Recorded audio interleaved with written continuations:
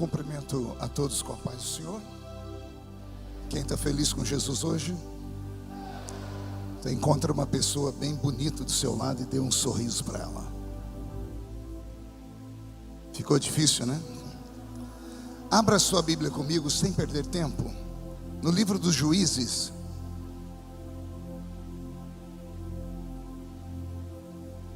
Juízes, capítulo de número 4.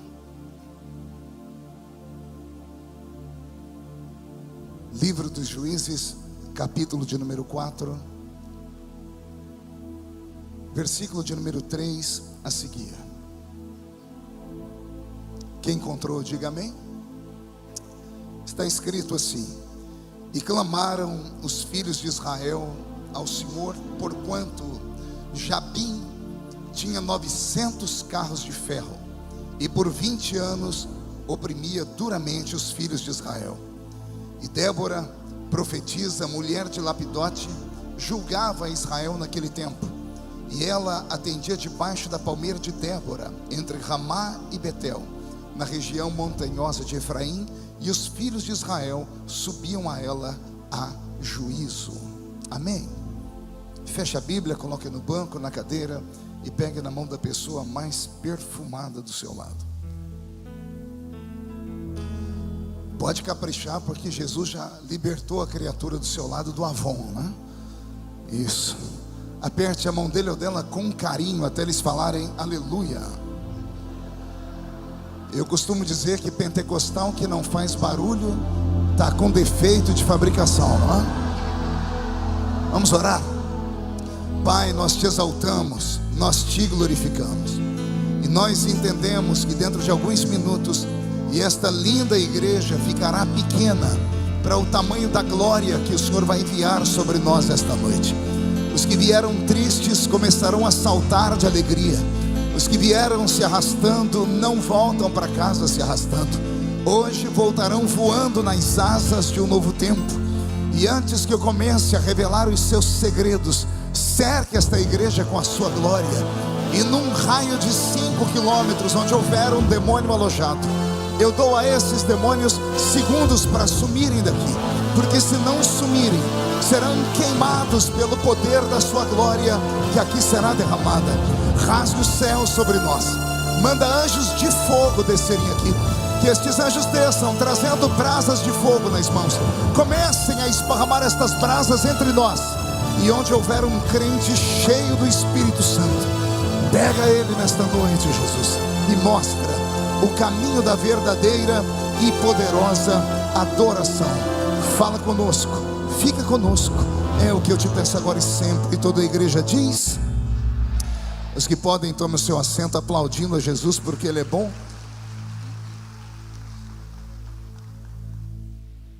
Graças a Deus. Será que eu posso tomar essa água aqui? Já está abençoada?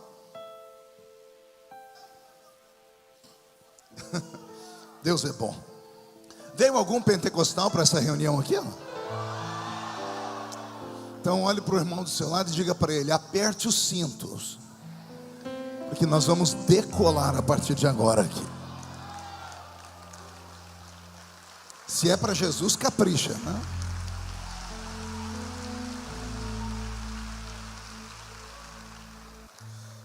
O texto que eu li nesta noite é, para mim, particularmente, um dos textos mais interessantes do Velho Testamento. Eu li com vocês um texto no livro dos Juízes.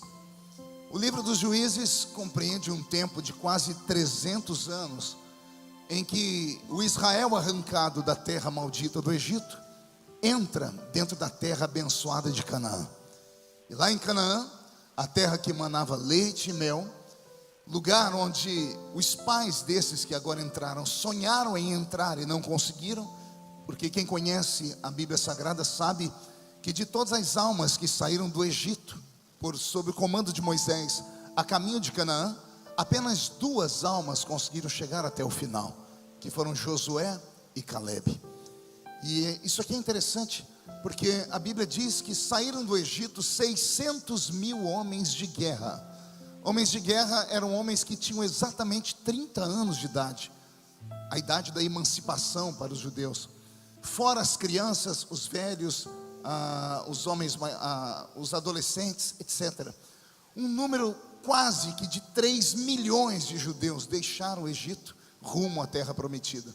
Mas por conta dos seus erros, dos seus pecados, das suas murmurações, somente 2 desses 3 milhões atravessaram uma linha de chegada, que foram Josué e Calebe. O restante, que saíram do Egito, foram sepultados pelo próprio Deus no meio do deserto. E faltar-me-ia tempo aqui para explicar o motivo, porque foi que Deus se entristeceu tanto com eles. Isso é uma outra história para um outro dia. Agora, o Israel que entra dentro de Canaã, perceba-se, são pessoas que nasceram no deserto, não conheceram o Egito, viveram apenas sobre a sombra de um milagre, e milagre diário, porque viver no deserto, na península do Sinai, naquele lugar extremamente hostil, no calor do dia chega a 50, 55 graus, e no frio da noite menos 6 graus, viver num ambiente assim, somente por milagre. E o milagre deles era diário, o milagre deles era todos os dias. Todos os dias o Senhor fazia chover na mesa deles a comida. A rocha de Meribá parece que tinha pernas, caminhava atrás de Israel por toda aquela península do Sinai.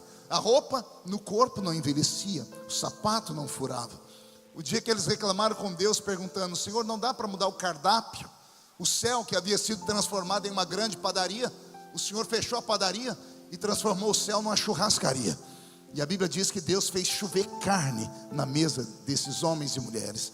Então imagine vocês que por 40 anos, essa geração que nasce no deserto, que não conhece o peso da chibata, do chicote do Egito, estão ali apenas como meros espectadores de milagres. E eu não sei qual era o estilo de diálogo entre os pais e os filhos quando estavam no deserto, porque pelo que eu entendo, parece que todas as vezes que eles se trancavam dentro das suas tendas, os pais diziam aos seus filhos: temam a Jeová, mas não se esqueçam dos postes ídolos lá do Egito. Porque quando eles atravessaram a linha de chegada e entraram em Canaã, deveriam ter levantado ao Senhor um altar de adoração, um altar de agradecimento. E o povo judeu saca do meio das suas coisas estranhas trazidas do Egito, imagens de ídolos, imagem dos postes ídolos do Egito. Não era difícil encontrar entre os judeus uma imagem de Dagon, Astarote, Azera, Marduk, os deuses da Mesopotâmia antiga. Ao que Deus olhou do céu para esse povo e deve ter dito a si mesmo: não consigo compreendê-los, porque no deserto eu fui o sustento, eu fui a roupa, eu fui o teto, eu fui o alimento, eu fui a água. E agora que entram na terra que emana leite e mel, agora que não estão mais debaixo do peso e da ansiedade do deserto, eles deveriam me adorar, e ao invés de me adorar, adoram esses postes ídolos. A fúria, a ira, o cálice da ira de Deus entorna. E então Deus entrega Israel na mão dos povos mais próximos de Canaã. E nós vamos encontrar no livro de Juízes os heteus, os heveus, os girgazeus. E parece que todos os zeus do mundo antigo foram escolhidos por Deus para oprimir esse Israel que é ingrato. O pior de todos os pecados é praticado por Israel, que é o pecado da ingratidão. Para todos os demais pecados há uma explicação. O que adultera diz: eu adulterei por causa de incompatibilidade de gênero. O que rouba diz: eu roubei para dar alimento ao meu filho. O que mata diz: eu matei em legítima defesa. Todos os pecados parecem ter uma explicação, parecem ter um argumento. Mas a ingratidão é um pecado que não dá para argumentar. Como é que alguém a quem você tira da rua, coloca dentro da sua casa, reparte tudo que você tem com a pessoa, e de repente, quando você menos espera, a pessoa saca um punhal e crava nas suas costas? Esse é o pecado da nação de Israel. E eles arrastam este pecado para dentro de Canaã. E Deus então usa esses povos que estão próximos como opressores, para ver se esse Israel retorna aos princípios. E funcionava. Mas funcionava por um período muito curto de tempo. Israel era oprimido, eles clamavam a Deus, Deus olhava para eles e levantava um ser humano. Levantava um homem, às vezes uma mulher, e dava a esse homem ou a esta mulher uma unção especial, uma unção específica para aquele tempo. E esta pessoa então fazia sinais, prodígios, maravilhas, vinha com sabedoria e libertava Israel da mão dos seus opressores. Logo após a vitória, Israel passava um tempo de paz, e daqui a pouco, olha eles de novo, pegando as imagens de Baal, de Astarote, de Azera, Marduque, e sacrificando a eles. E o que acontecia na sequência? Deus se entristecia de novo. Ao se entristecer, Deus permitia que os cananeus, os heveus viessem sobre eles e roubassem tudo que eles tinham, estuprassem suas mulheres, matassem suas crianças, queimassem todos o que haviam plantado naquela época de colheita. Então Israel vivia num ciclo de maldição. Eles levantavam e tombavam, levantavam e tombavam. E cada vez que o Senhor ia, por misericórdia, socorrê-los, Ele levantava um homem ou uma mulher a quem Deus os chamava de juízes. Diga comigo, juízes. Alguns juízes são famosos. Sansão talvez seja o mais famoso. Hollywood eternizou ele em uma película. Nós também temos Gideão. Nós temos Eude. Eu acho muito engraçada a história de Eude, o juiz Eude. Ele libertou Israel na época de um rei muito opressor, era o rei de Eglon. E a história do livramento é muito interessante, que a Bíblia diz que Eude entra dentro do palácio do rei de Eglon, que era um homem que amava a vidência, e diz para ele: eu tenho um recado da parte de Deus para ti. Esse homem então, o rei de Eglon, manda todos saírem do seu palácio, e Eude fica de frente para ele. E Eude diz: eu tenho que contar esse segredo de Deus, esse oráculo divino no seu ouvido. Eglon manda Eude se aproximar, e quando Eude se aproxima, ele saca debaixo da sua túnica uma espada, e ele finca a espada na barriga do rei de Eglon. A Bíblia diz que o rei de Eglon era tão gordo, que a espada é fincada na barriga dele até onde se segura ela. Tamanha era a barriga desse rei. E o que é mais engraçado é o que vem agora, porque Eude mata esse rei e salta pela janela do palácio. Os soldados que estão do lado de fora, vendo que a audiência está muito demorada, um pergunta para o outro e diz: por que o rei está demorando? E o outro diz: é porque o rei deve estar aliviando o seu ventre nas recâmaras do seu quarto. Eu nunca vi ninguém falar tão bonito sobre uma diarreia. Você entendeu o que eu disse? Foi politicamente correto. O soldado disse: o rei deve estar aliviando o seu ventre nas recâmaras do seu quarto. Que coisa bonita isso, né? Eu já falei para minha esposa: quando alguém perguntar onde eu estou, diga que eu estou aliviando também o meu ventre nas recâmaras do meu quarto. É muito belo isso. Então são histórias como essa que o livro dos Juízes vai nos contar. O livro dos Juízes fala sobre muitos homens, mas há uma mulher, e essa mulher chamou a minha atenção, e ela será a protagonista da minha história aqui nessa noite. Eu espero que você esteja preparado para adorar a Deus, para ver como é que Deus usa aquilo que é improvável para dar um nó na cabeça de todas as pessoas que estão ao seu redor. Aliás, a pregação de hoje não são para aqueles que sempre se aparentam e apresentam. A pregação de hoje é para aqueles que estão escondidos e ocultados por Deus, e que nesta noite Deus vai despertá-los e destacá-los para toda a sua geração. E se alguém já se candidata a esse cargo, dá um grito para acordar a cidade toda de Manaus. Vamos lá. Beto, mude a música para mim. O período em que nós vamos falar agora é um período em que Israel tem um juiz chamado Baraque. Diga comigo, Baraque. A palavra Baraque significa trovão. É o homem do trovão. Imagine que quando ele chegava, as pessoas diziam: chegou o trovão. E o trovão era uma espécie de voz divina sobre a terra, porque todas as vezes que Deus falava com os homens do alto da montanha, haviam trovões e raios. Então as pessoas olhavam para esse homem como se ele fosse a voz do Eterno encarnada. Era Baraque. Estudei a história dele e descobri que Baraque foi um dos juízes mais sagazes e inteligentes de Israel, porque ele não só livrou Israel de mortes instantâneas por causa dos reis e dos povos vizinhos, como ele criou uma fórmula de proteção. Baraque conseguiu arrastar todo Israel do seu tempo para o alto de uma montanha, lá nas montanhas de Efraim. E no alto das montanhas ele encontrou uma espécie de clareira. Então todo Israel, por ele liderado, foram habitar no alto das montanhas. E habitando no alto das montanhas, Baraque livrou Israel de serem saqueados, de serem roubados, de serem pegos de surpresa. Os atalaias que ficavam nos flancos da montanha, olhando para baixo, viam os povos vizinhos que caçavam Israel para matá-los e não conseguiam encontrá-los, porque Baraque conseguiu arrastar toda a sua geração para o alto da montanha.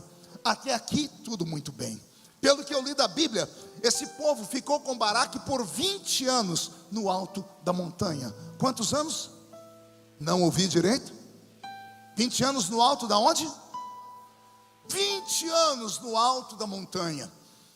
Os povos que queriam destroçar Israel, então tiveram que adaptar-se, tiveram que criar alguma forma, porque todos queriam destruir Israel. Como não podiam destruir Israel fisicamente, houve um rei chamado Jabim, que resolveu destruir Israel emocionalmente. A Bíblia diz que o rei Jabim mandou construir 900 carros de ferro. Carros do quê? Na época os carros eram feitos de madeira. Os carros, quero que você tenha a visão deles, não eram carros como esses nossos. Eram carros do tipo daquele filme do Gladiador. Aqueles carros puxados por um cavalo aqui à frente, às vezes dois. Ele era fechado na frente e aberto atrás. Então um soldado vinha aqui em cima, segurava o manche, uma espécie de manche dos cavalos, o arreio, e na outra mão ele sacava a sua espada. Eram carros assim, mas eram carros de madeira. Quando eu fui estudar sobre os carros de ferro, eu achei muito interessante, porque os carros de ferro tinham que ser puxados por mais cavalos. Um cavalo apenas não dava conta de puxá-lo, porque era muito pesado, porque o carro era de ferro e as rodas eram de ferro, e mais um soldado sobre ele era extremamente pesado. Como os carros de ferro precisavam de muito mais do que um cavalo, às vezes no mínimo 2, no máximo 4, vamos colocar 2 cavalos à frente, para segurar aqui o arreio de 2 cavalos, não dava para segurar com uma mão só, precisava ser usada as 2 mãos. Então este soldado, para dirigir este carro, estava inutilizado na batalha, porque ele não tinha como segurar uma espada. Então colocavam um segundo soldado. O segundo soldado era colocado de costas para o primeiro. O primeiro segura o arreio aqui, o segundo era colocado atrás dele, amarrado pela cintura. E o segundo soldado aqui atrás, ele tem um escudo em uma mão e uma espada em outra mão. Eu quero que você vá enxergando a cena. Então nós temos 900 carros de ferro e 1.800 soldados. 900 soldados guiam os carros e 900 soldados estão amarrados de costa para trás, segurando espadas e escudos. Até aqui, amém, igreja? Olha o que Jabim criou. Por 20 anos ele oprimiu Israel. De que forma? Rodeando a montanha de Efraim, passeando com aqueles 900 carros de ferro que corriam desesperadamente. Carros de ferro puxados por no mínimo 2 cavalos. Cada cavalo 4 patas. Então nós temos aí pelo menos 7.200 patas de cavalos batendo no chão, instantaneamente, momentaneamente, todos juntos.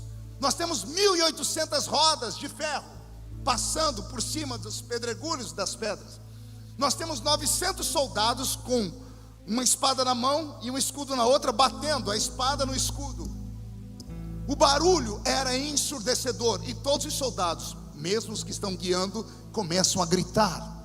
Então eu quero que você imagine a cena: 900 carros de ferro extremamente pesados, puxados por 2 cavalos, cavalos que batem os seus pés num trote violento sobre o chão, rodas passando por cima de pedregulhos, espadas batendo em escudos, 1.800 soldados gritando, tudo isso ao mesmo tempo.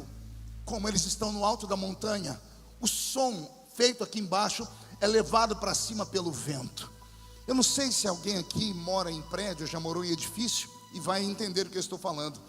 Às vezes tem pessoas que moram do lado de um lugar que tem baile e a pessoa não escuta o barulho. Mas quem mora em lugares elevados, parece que o barulho está dentro da casa da pessoa, lá em cima. É um fenômeno da natureza, porque o vento toma o som e leva o som e potencializa ele lá em cima. Então quando o barulho desses 900 carros de ferro, com esses 1.800 cavalos batendo seus cascos no chão, esses 1.800 soldados gritando e batendo espadas no escudo, subiam, o barulho era ensurdecedor lá em cima, a montanha tremia. Como eles estão lá em cima, eles não sabem quantos carros tem aqui embaixo. Pelo som, para eles eram milhares de carros aqui embaixo. E por 20 anos o rei Jabim oprimia Israel, fazendo eles sentirem medo, tremor e temor no alto da montanha de Efraim.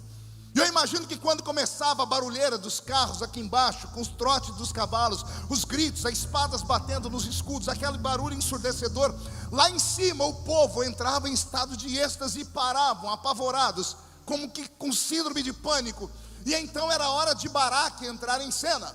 E lá vai o homem do trovão em cima do seu cavalo, passando um pregão dizendo: acalmem-se, o inimigo nos oprime apenas pelo medo, mas ele não pode subir aqui. Os carros de ferro não podem subir a montanha. Se os soldados dele tentarem subir aqui, nós flechamos eles. Então nós estamos seguros. E isso era verdade. O inimigo não conseguia subir. Mas já que o inimigo não conseguia subir, o inimigo também não deixava o povo descer. E o povo ficou limitado a um espaço da terra apenas. Apenas a um espaço. E eu quero que você memorize isso. Apenas a um espaço. Estava indo tudo muito bem. As pessoas até diziam: olha, deve ser triste. Imagina as pessoas conversando. Quando eles começam a correr lá embaixo, parece que a montanha vai cair. Mas aí Baraque vem com a sua voz de trovão e nos acalma, dizendo que está tudo bem. Tem 20 anos que ninguém mais morre. Tem 20 anos que ninguém mais nos saqueia. Tem 20 anos que ninguém mais toca na gente. A gente só tem medo. É só uma aflição na alma. Passando isso, a gente vive muito bem. Obrigado. Estava indo tudo muito bem, até que lá no alto da montanha de Efraim tinha uma igrejinha. E nessa igrejinha, que eu chamo de Congregação das Palmeiras, tinha uma pastora. E o nome dela é Débora. Diga comigo, Débora. Por favor, quem assistiu a novelinha da TV Record, apaga da memória tudo que você viu. Porque a Débora da TV Record, ela parecia a Diana da Mulher Maravilha, bonita, parecendo uma amazona. E a Débora da minha história da Bíblia, pelo capítulo 5, verso 7 do livro de Juízes, diz que ela era mãe de Israel. Ela se botou como mãe de Israel. Portanto, ela era uma anciã. Fui procurar saber, Débora tinha 90 anos de idade. Esta é a mulher a quem Israel vinha se aconselhar, uma mulher experiente da vida e que contava com certeza para as pessoas as histórias de quando Deus fez milagres e prodígios no meio do deserto. Ela julgava, portanto, a Israel. Até aqui, quem entendeu a história, diga amém. Agora vamos dar um upgrade. Roberto, mude a música. Débora está sentada lá na sua igreja dando conselhos e o Espírito do Eterno vem sobre ela. E o Senhor diz a ela: Débora, manda chamar Baraque, porque eu quero conversar com ele. A notícia chega até Baraque. E Baraque, quando ouve falar que a Congregação das Palmeiras, a Débora está mandando chamar ele fica extremamente feliz, porque Débora era muito popular. Então Baraque junta o seu séquito de soldados e para na frente da igrejinha de Débora. E quando ele desce, ele vê a anciã de 90 anos. E eu imagino ele dizendo a ela: pois não, anciã, o que é que a senhora quer? Me ouvi dizer que a senhora quer me dar um presente? Será um cachecol? Será um bolo de fubá? Porque é isso que as velhinhas geralmente costumam dar para os heróis de guerra. E Débora dizendo assim: não, Baraque, o Senhor me mandou te dar uma palavra. E a palavra para a sua vida é esta: você é um covarde. Ai, Jesus. Falar para qualquer um em Israel que era covarde, eu aceito. Mas falar para o homem do trovão, falar para o homem que criou um método, um mecanismo mais perfeito de libertar o povo das guerras. Mas foi isso que Débora disse a Baraque: você é um covarde. Porventura não deu o Senhor a terra inteira para Israel? Se Deus nos deu a terra inteira, por que nós temos que ficar felizes vivendo apenas em um pequeno pedaço dela? E Baraque deve ter dito a ela: mas nós estamos no alto da montanha. E lá vem Débora dizendo: mas Deus, quando deu a terra, não deu só a montanha. Deus deu a montanha, mas também deu os vales. E agora começamos a aplicar. Ai, meu Deus. Deus deu o alto da montanha, mas também deu os vales. Não existe como conhecer Deus apenas no alto da montanha. Porque por 20 anos no alto da montanha, a geração que lá ficou encostaram as suas espadas, e todo o seu armamento de guerra simplesmente se enferrujou. Homens e mulheres que ficavam aflitos em espírito, mas nunca mais manobraram uma espada, porque acabou-se a guerra. E se acabou a guerra, entramos numa temporada de paz. E se a paz é muito boa, para aquele povo não era, porque a paz deles estavam custando aquilo que Deus havia dado a eles. E quando Deus nos dá uma coisa, nós não podemos largar por nada. Se Deus te deu 100% de uma coisa, não abra mão de nenhum por cento, porque Deus sabe que o que Ele te deu é do seu tamanho e você pode usar e pode utilizar. Se Deus te deu a montanha, dê glória, mas se Ele te deu o vale, aprenda a viver no vale. Nós temos duas gerações aqui, então. Nós temos uma geração que cresceu no alto da montanha, e tem uma geração de Débora que aprendeu a viver nos vales. A geração que viveu nos vales sabe dar valor na vida, porque aquele que sofre com Deus sabe que Deus dá à pessoa a luta na medida certa. Deus não é injusto. Deus não coloca uma cruz sobre os seus ombros que você não possa carregá-la. Ah, pastor, mas o senhor não sabe o que eu estou passando. Com todo respeito, não sei e também não quero saber. Eu só sei de uma coisa: se a luta foi dada a você, é porque você tem condições de vencê-la. Você tem exatamente força suficiente. Pode aparentemente você pensar que não, mas com certeza é coisa muito grande. Já tem um tempo na minha vida que parece que eu perdi a sensibilidade. Quantas vezes no início do ministério eu terminava o culto e as pessoas vinham e me contavam aquelas histórias escalafobéticas de sofrimento e dor, e eu então encarnava um intercessor. Ah, que Deus abençoe os intercessores. Tenho pena dos intercessores, porque o intercessor, ele não só ora pelo outro, ele se coloca no lugar e ele sente a dor, ele atrai o peso sobre si. Eu tenho pena dos intercessores. Então eu não só orava, eu intercedia, e eu sofria e gemia com as pessoas. Aí o tempo foi chegando, a maturidade foi chegando. Dá para ver que a minha barba já está branca, e olha que eu prego desde os 13 anos de idade. Então eu comecei a entender que quando um crente está passando pelo vale da sombra e da morte, daquele jeito de opressão, é porque o que vem pela frente é tão grande, tão bom, tão alegre, tão formidável, que eu não tenho mais sensibilidade de sentir pena. As pessoas chegam em mim e contam a história. Sabe o que eu faço? Eu estico a minha mão e digo: parabéns. Não, teve gente que já disse: nossa, pastor, o senhor é sádico, o senhor gosta do sofrimento alheio. Eu digo: não. Então por que o senhor está me dando parabéns? Eu digo: porque eu conheço essa história, eu já passei por aí, e eu sei onde essa história vai te levar. Não, você não entendeu, eu vou repetir. Eu sei onde vai terminar isso aí. Essa história não vai terminar com você sendo sepultado 7 palmos abaixo do chão, não. Essa história não vai terminar com seu nome em escândalos nos jornais, não. Essa história de dor e sofrimento vai te colocar num nível tão alto, mas tão alto, que até aqueles que te oprimiram vão sentir inveja e vão dizer: se eu soubesse, não tinha perseguido. Aqueles que servem a Deus podem viver na montanha, mas por favor, não abandone os vales. Aproveite o momento de paz da montanha. Por exemplo, estamos aqui na montanha do Senhor. A igreja é um lugar de refúgio. Estamos aqui no alto da montanha agora adorando, mas a vida verdadeira não se dá aqui dentro. A vida real se dá fora dessas 4 paredes. A vida real se dá quando você chega na rua da sua casa e é obrigado a encarar de frente as mazelas da vida, as dores da existência, porque existir nesta vida desde que Adão pecou é uma eterna agonia. Viver não é para fracos. Os fracos saltam do barco da vida. Os fracos pulam do alto de uma montanha, saltam de cima de uma ponte. Os fracos dão um tiro no ouvido. Os fracos se entorpecem as suas veias com drogas, porque não suportam viver numa vida de injustiça e de agonia. Por isso que o Senhor Deus te chamou para esta casa. Por isso que o Senhor Deus colocou o seu nome escrito no livro da vida, para que você fosse um referencial às pessoas que estão lá fora, para você chegar na pessoa caída e falar assim: levanta, porque eu já passei por aí, venci, você vai vencer também. Nesta noite não há espaço para covardes. Os covardes já retornaram para casa. Os que estão aqui são corajosos, e os que são corajosos, dê um grito daquele tamanho que só vocês sabem. Ah, meu Deus.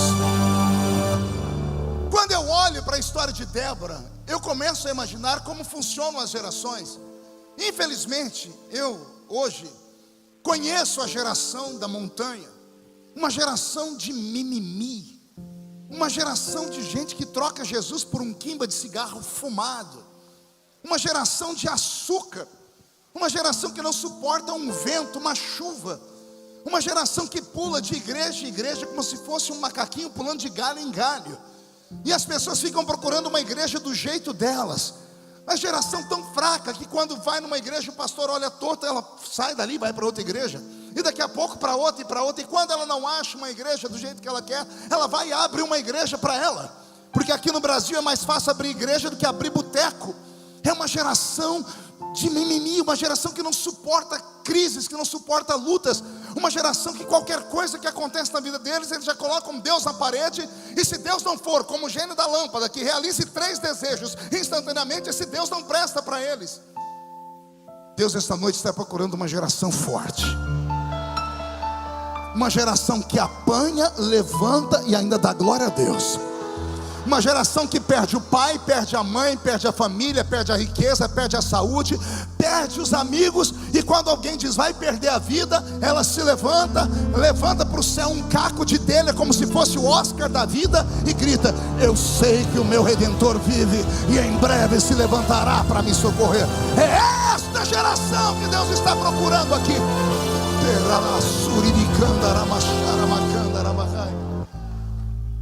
A geração da montanha não sabe a arte da guerra espiritual.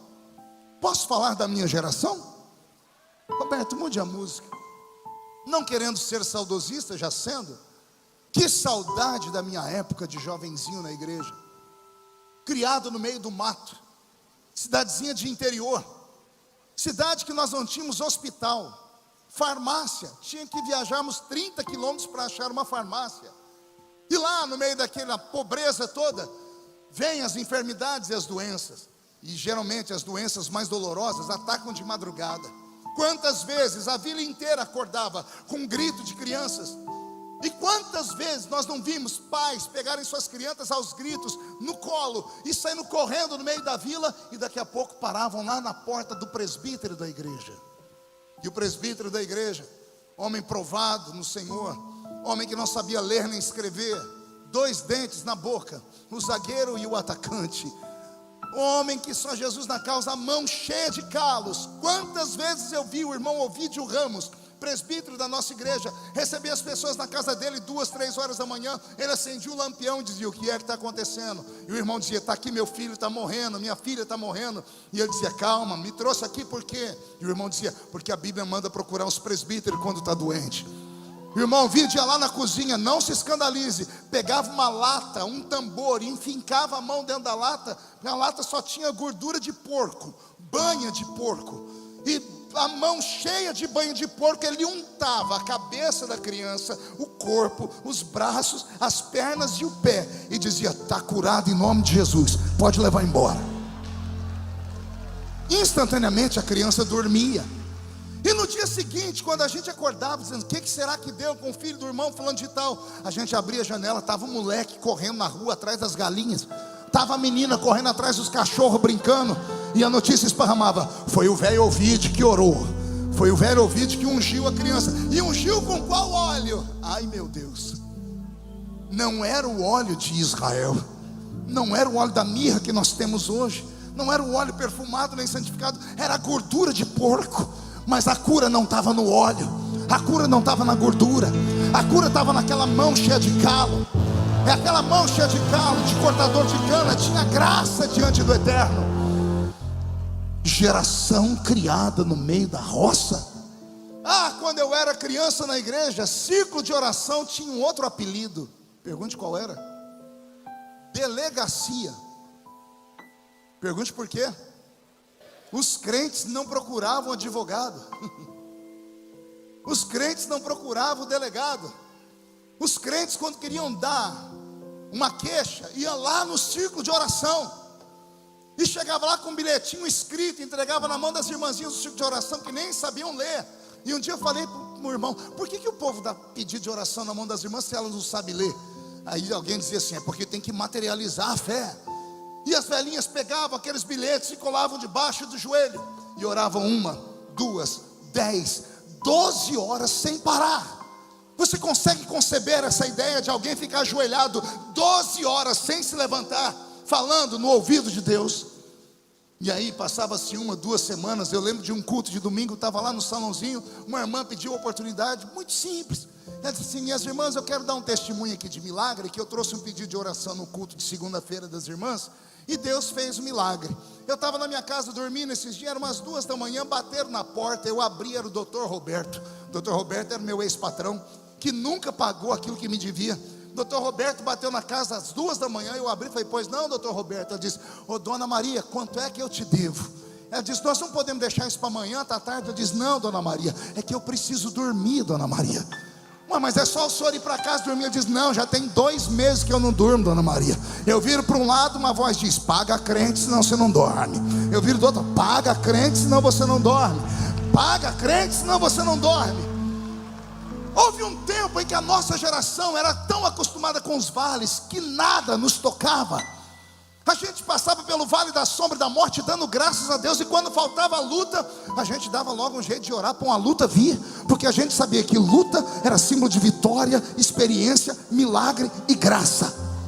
É claro que eu respeito você que gosta de ter uma vida como essa que você tem, uma vida bem perfeitinha, bonitinha, uma vida de domingo a domingo, crente domingueiro, de você ir lá na sua faculdade, usar uma roupa bem bonita, as meninas olham para você e acham que você é a Barbie.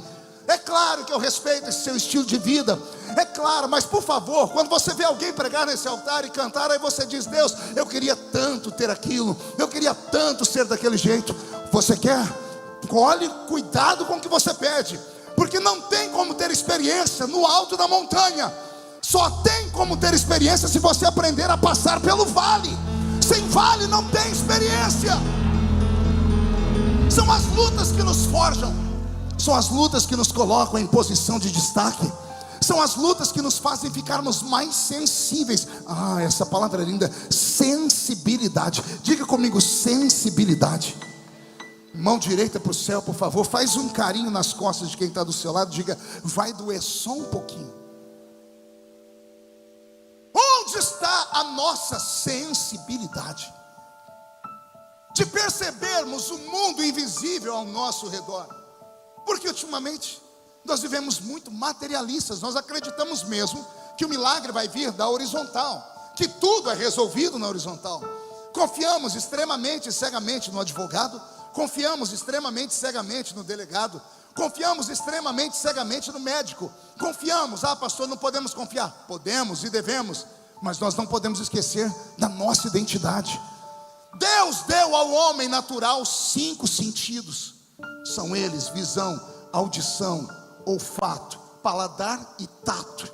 Com esses 5 sentidos, o mundo físico fica real ao ser humano, mas aos que estão aqui dentro, Deus deu um sentido a mais. Eu estou falando com homens e mulheres que são sensitivos por natureza. Deus te deu o 6º sentido. E o que o 6º sentido faz, pastor? Ele faz o mundo invisível ser real aqui onde nós estamos. Então tem coisas e batalhas que nós não vamos ganhar no muque, nós não vamos ganhar no braço, nós não vamos ganhar no anel de formatura.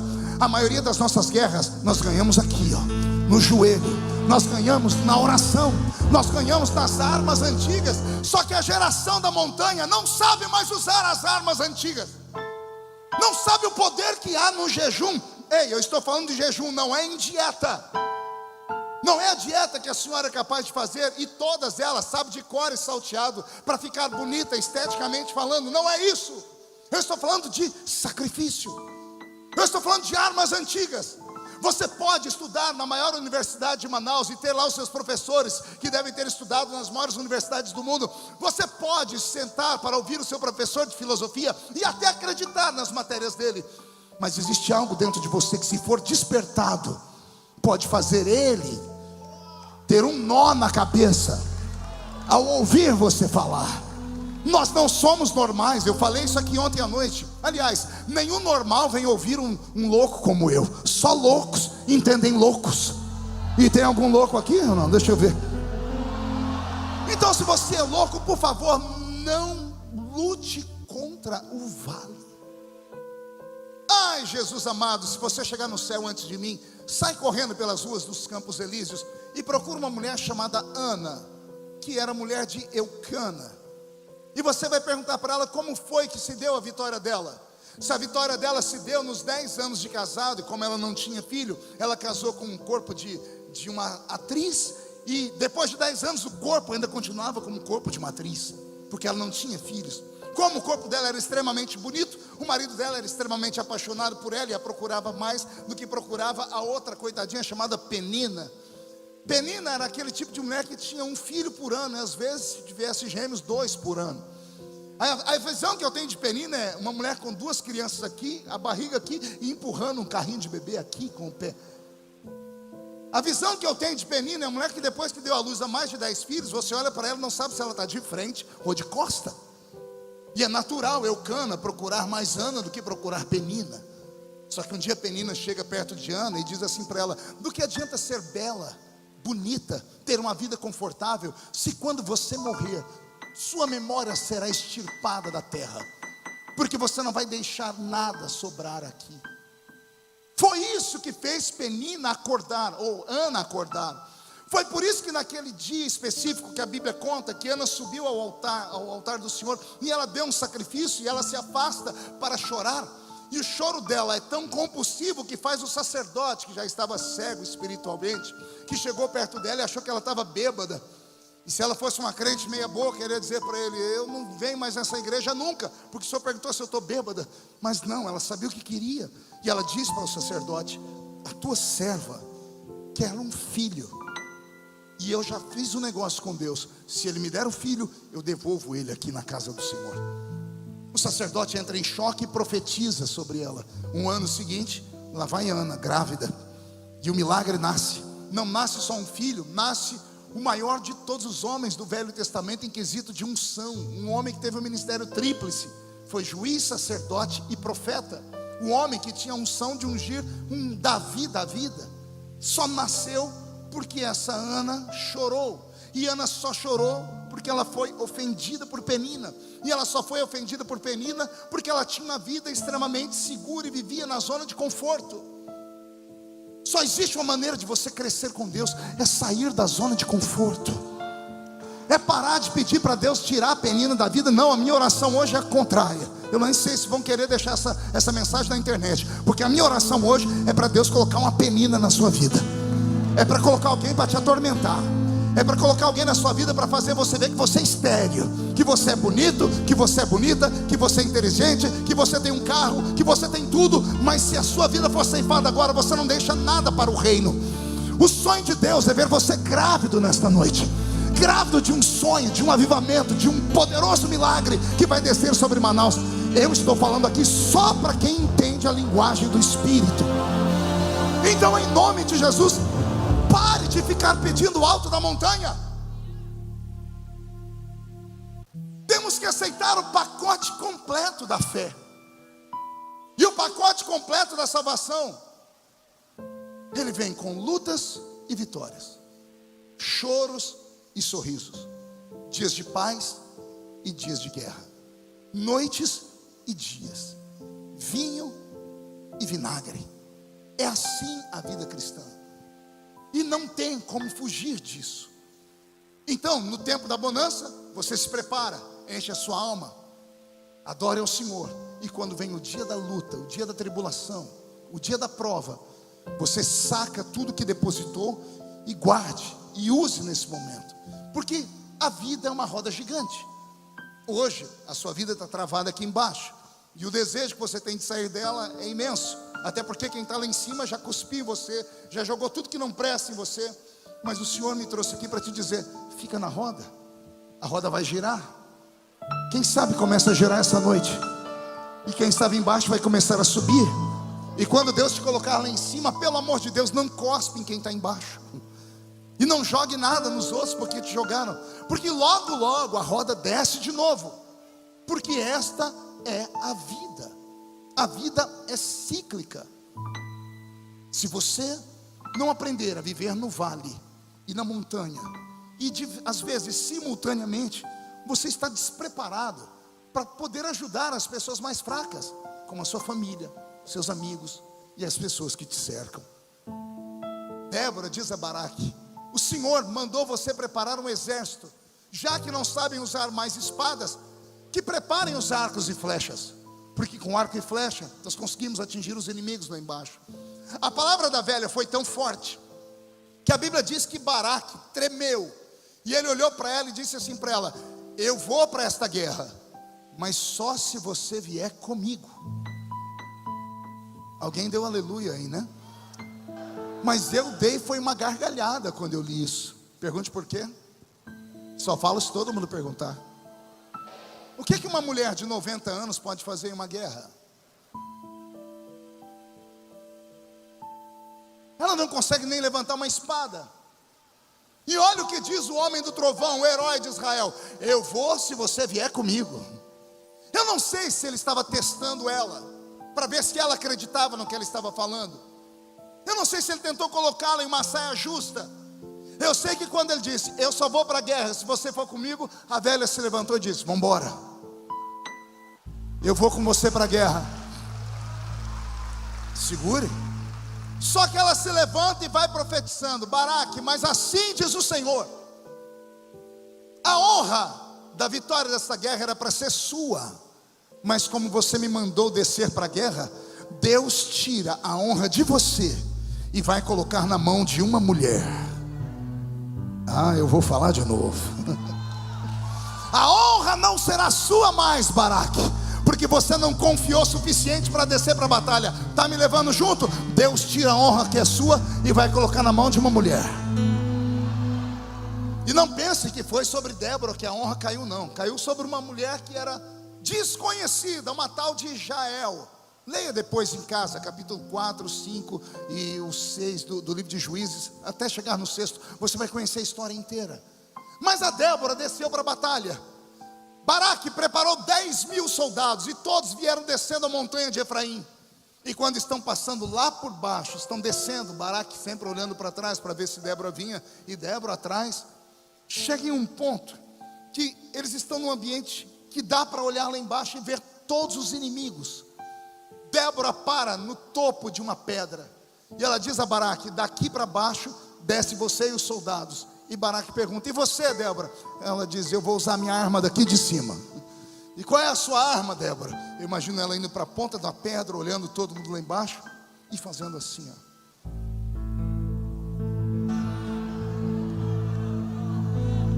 a minha arma é a oração e a intercessão. Eu sou o elo de ligação entre o Senhor e você, Baraque.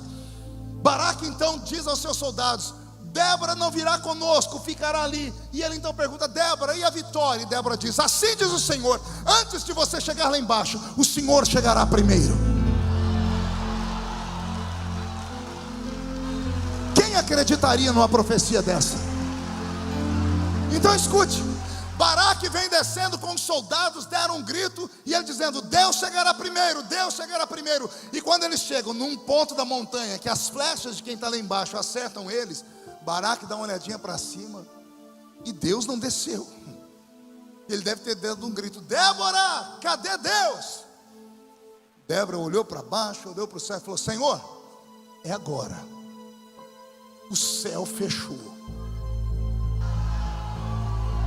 O povo acostumado a ouvir Baraque, o trovão deles virou um traque, porque o verdadeiro trovão trovejou lá em cima.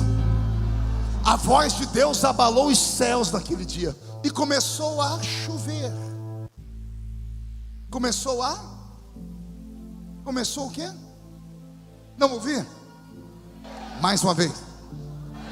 E aí alguém pode dizer: pastor, e o que tem a chuva? Era Deus chegando. Foi o exército que Deus mandou. Deus não mandou Miguel, nem Gabriel. Deus não mandou os serafins, nem os querubins. Deus mandou a chuva. E o que a chuva fez? Olhe lá para baixo: 900 carros de ferro, 1.800 rodas de ferro, 7.200 cascos de cavalos, durante 20 anos batendo e passando em cima das pedras. De tanto rodearem a montanha, a terra foi ficando fofa, as pedras foram se esmiuçando. E terra fofa, quando cai água, a terra fofa, quando cai água, vira o quê? Lama, vira barro. Aí os carros de ferro pesados, com 2 soldados em cima, as rodas começam a atolar no barro. O soldado que deveria descer para poder tirar aquela roda está amarrado no outro. Para desamarrar, ele tem que soltar a espada e fica com o flanco aberto para receber uma flechada. Então a outra roda também crava. Os cavalos desesperados batem os cascos e cravam no chão. A guerra que durante 20 anos de tormento fazia Israel tremer lá em cima, em 5 minutos.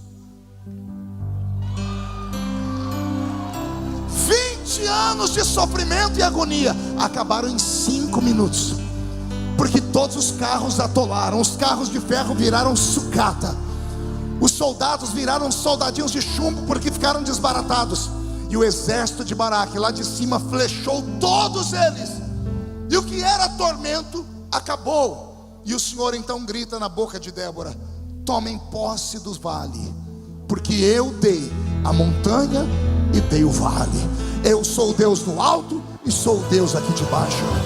Recebe esta palavra nesta noite. Quando você sair por aquela porta, saia de peito estufado. O Senhor está colocando sapatos de fogo nos seus pés, está colocando uma espada de fogo nas suas mãos, couraça da justiça sobre o seu corpo, capacete da salvação sobre a sua cabeça. E quando você sair por aquela porta, ai de quem cruzar o seu caminho. O Senhor entregará o inimigo na sua mão ainda hoje. E se alguém acredita nisso, agora tire o pé do chão para adorar.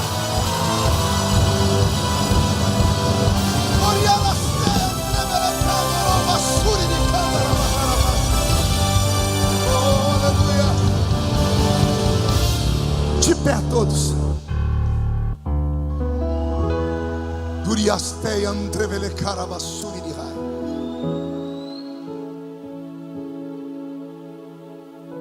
Pastor, eu orei a Deus para que Ele me colocasse na montanha, porque eu não estava suportando os vales.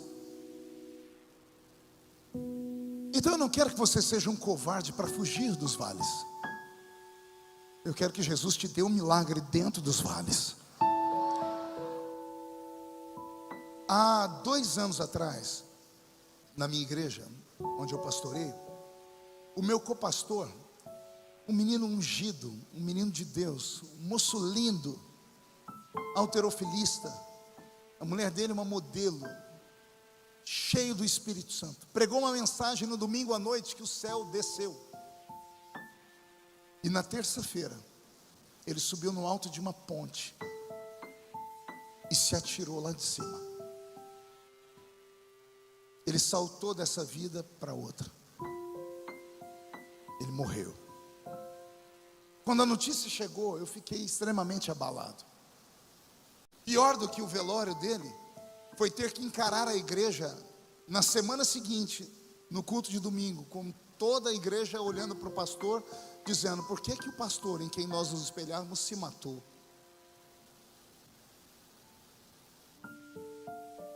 Eu chorei muito.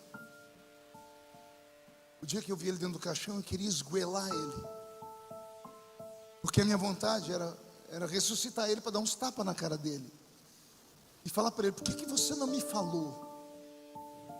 Por que você se calou? Por que você não me contou o que estava acontecendo?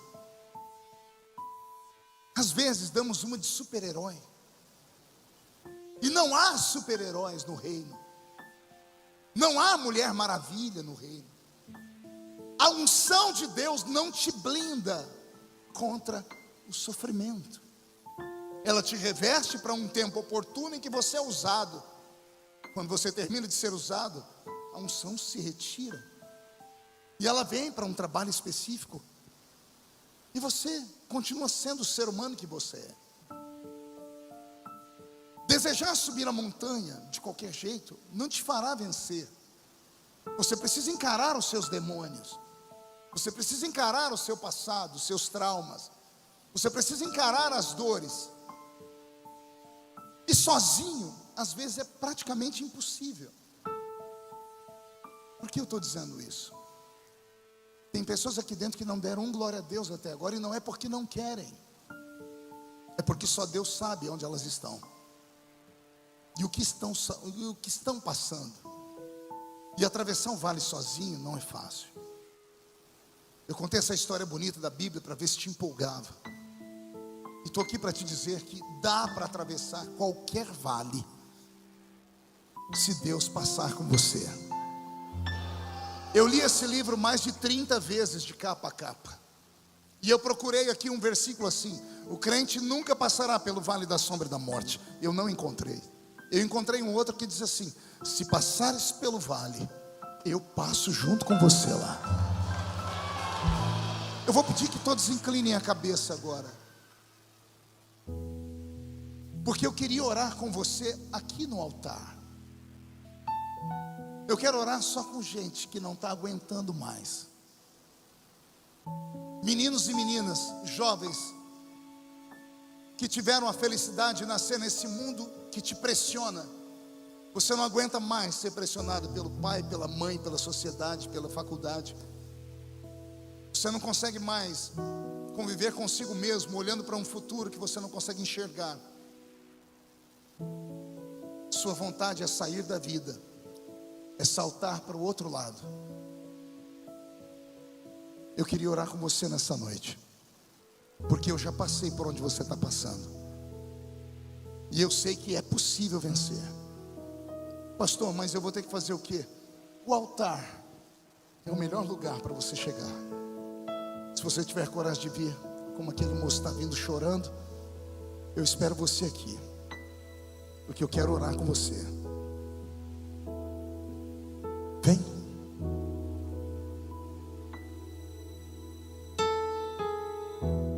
Eu tenho um Deus que não vai deixar essa luta me matar, O desespero me tomar. Por mais pressão que seja a situação, o controle ainda está na palma de suas mãos. Eu tenho um Deus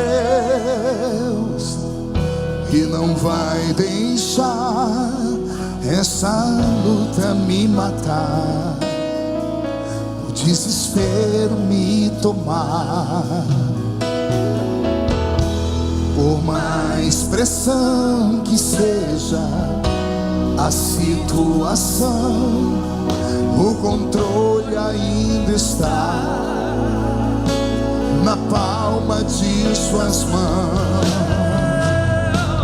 Choro dura uma noite, mas a alegria ela vem pela manhã. Eu creio, eu creio. Choro dura uma noite, mas a alegria ela vem pela manhã. Eu creio, eu creio. Ainda que a figueira não floresça e não haja fruto na vide, e o produto da oliveira minta, todavia me alegrarei, todavia me alegrarei, todavia me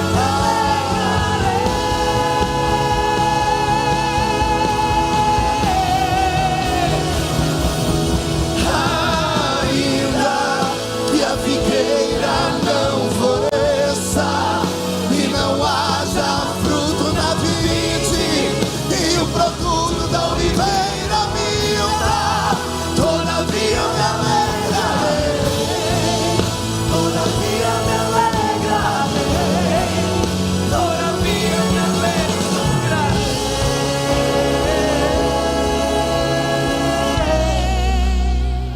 Ah, Senhor, o altar está cheio. Cada vida é um universo particular, meu Pai. Cada coração é um labirinto único, que somente o Senhor consegue entrar e sair. Só o Senhor sabe o que atormenta essa criatura: a dor, a angústia, as sequelas de uma decisão mal tomada, a tristeza de ter cometido algo que agora lhe custa o sono, que agora lhe custa a alegria.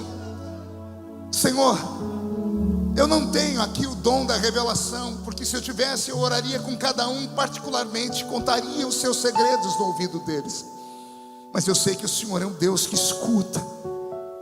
E onde houver um moço, uma moça, um homem ou uma mulher aqui na frente do altar, ajoelhado ou de pé, e não só esses, aqueles que a luta tem sido tão grande que eles não conseguiram sequer sair do lugar deles, estão esparramados nos 4 cantos deste santuário. Onde houver um desses pequeninos, meu Pai, faz cair sobre eles a sua misericórdia agora. Estende as suas asas sobre eles, como a galinha estende as asas sobre os seus pintinhos. Espírito Santo, amigo das horas mais incertas, é você que intercede por nós com gemidos inexprimíveis. Leva a aflição dessa moça, a dor desse rapaz, a angústia deste ser humano até o trono da graça. E na medida em que o louvor deles sobe em forma de choro, em forma de dor, em forma de ais e uis, faz, Senhor, o céu cair sobre eles agora. Porque eu quero profetizar, ó Pai, que enquanto nós cantamos, a chuva chegou. E esta chuva vai fazer os demônios atolarem os carros deles, meu Pai. Senhor, os diabinhos da vida não vão mais atormentar essas pessoas. Eu profetizo que a batalha de 20 anos acabe em 5 minutos. Eu profetizo que a angústia que trouxe eles no altar termina agora. Senhor, libera o seu decreto. O seu decreto tem que ser assim: basta, basta, basta, basta, basta, basta, basta de dor. Vira la suri de cada rabana. Vira machantre vira suri de cada rabana suri de gai. Os que estão ajoelhados, fiquem de pé. Os que estão ajoelhados, fiquem de pé. Pai nosso, Isso. Agora é hora de ficar de pé. Santo é o teu Recebe a chuva. Recebe a chuva na terra seca. A luta acabou hoje. Novo ciclo de vida. vontade. Isso. Reage cantando. Na terra como é no céu, deixa o céu descer. Na terra como é no céu, deixa o céu descer.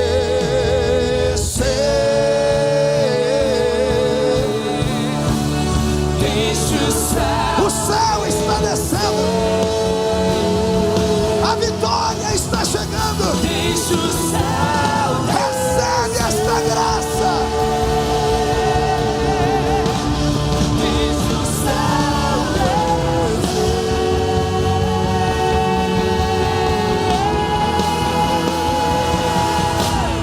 Teu é o reino teu, o poder e tua é a glória para sempre.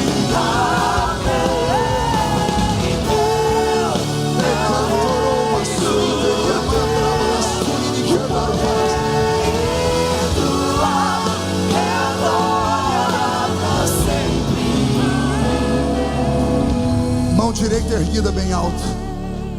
Diga comigo em nome de Jesus: todos os demônios que provocaram medo, angústia, tristeza, eu ordeno, venham para a palma da minha mão. Feche a sua mão com autoridade. Lucas 10:19: eu vos dei poder para pisar sobre serpentes e escorpiões. Eu vou contar até 3, você vai jogar no chão e vai pisar em cima, mas com vontade. E aí você vai encontrar 3 pessoas. Quantas pessoas eu disse? E você vai ser profeta sobre essa pessoa. Vai abraçá-la e vai dizer para ela: a chuva já chegou. O Senhor vai te ajudar. A montanha e o vale são seus, e ninguém toma aquilo que Deus te deu. 1, você nunca mais será o mesmo. 1,5, a sua família sentirá orgulho de você de novo. 2, quem viver verá, para ver onde Deus vai te colocar. 2,5, há um barulho de chuva no céu de Manaus. 3, jogue no chão, mãozinhas em cima. Profetize sobre 3 pessoas.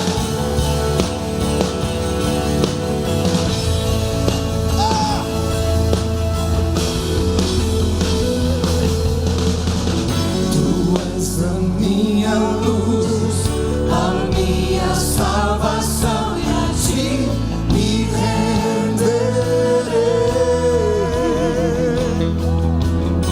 Se ao teu lado estou, seguro em tuas mãos, eu nada temerei.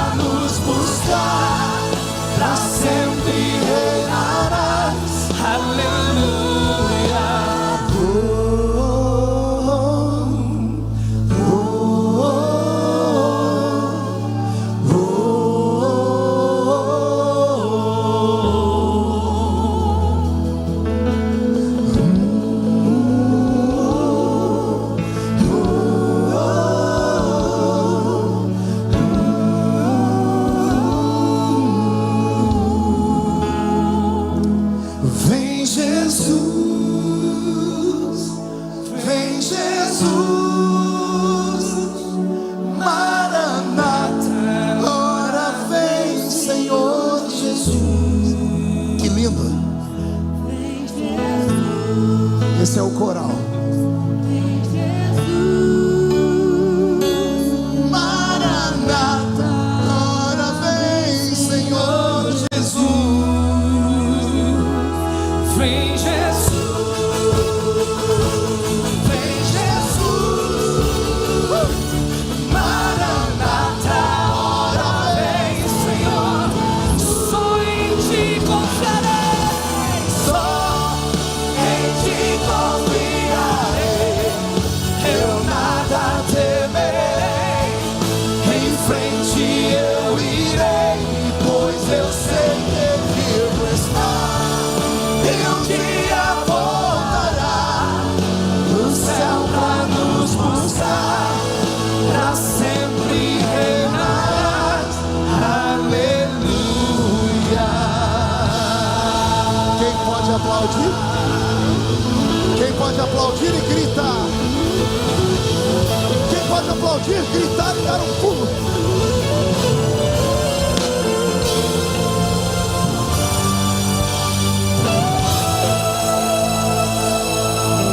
Como profeta desta noite, eu profetizo que um tempo totalmente novo brota sobre a sua vida.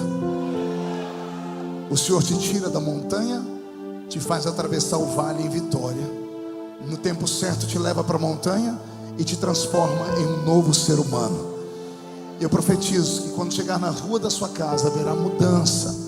Haverá mudança no seu trabalho, na sua escola. Eu profetizo que o Senhor Deus fará coisas que você jamais sonhou, porque o improvável está na mão dele nesta noite. E só quem crê diga: eu creio. Agora murcha a barriga e estufe o peito e olhe nos olhos da pessoa do seu lado. Se não tiver vermelho, enfie o dedo no olho da pessoa e dê um grito de glória a Deus. Valeu, pessoal.